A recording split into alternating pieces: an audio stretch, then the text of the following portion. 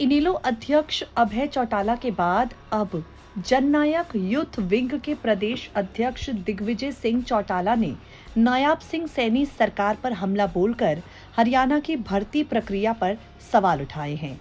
दिग्विजय चौटाला ने कहा, सरकार दलितों, पिछड़ों और सामान्य वर्ग के साथ धोखा कर रही है।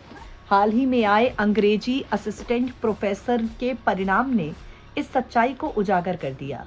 ओएससी की 60 पोस्ट में सिर्फ 2, डीएससी की 60 पोस्ट में सिर्फ 1 और बीसीए की 85 पोस्ट में केवल 3, बीसीबी की 36 पोस्ट में 5 और ईडब्ल्यूएस की 60 पोस्ट में महज 6 अभ्यर्थियों का चयन हुआ। सामान्य वर्ग की 312 पोस्ट में 134 का ही चयन हुआ, जिसमें 80 से अधिक अभ्यर्थी हरियाणा से बाहर के हैं। चंडीगढ़ में मीडिया से बातचीत करते हुए दिग्विजय चौटाला ने कहा, आंकड़े साफ दिखाते हैं कि दलितों और पिछड़ों को सिर्फ चपरासी बनाने के लिए छोड़ा गया है, अधिकारी बनाने के लिए नहीं। क्या हरियाणा में 150 में से 35% यानी 52.5 अंक लाने वाला कोई योग्य नहीं है?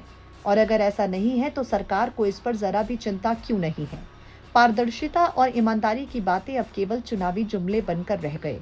दिग्विजय चौटाला ने विशेष रूप से डीएससी समाज के युवाओं की स्थिति पर चिंता व्यक्त करते हुए कहा, सबसे ज्यादा धोखा इन बच्चों के साथ ही हो रहा है। हरियाणा लोक सेवा आयोग के तहत प्रोफेसरों की भर्ती में डीएससी कैटेगरी के लिए 200 पद निर्धारित थे, लेकिन चयन सिर्फ 6 का हुआ और बाकी 194 पद जानबूझकर खाली छोड़ दिए गए। यही हाल पीजीटी और एएमओ भर्ती में भी देखने को मिला, जहां डीएससी के लिए 674 पद थे, लेकिन 324 पर ही भर्ती की गई। आधे से अधिक पद खाली छोड़ दिए गए।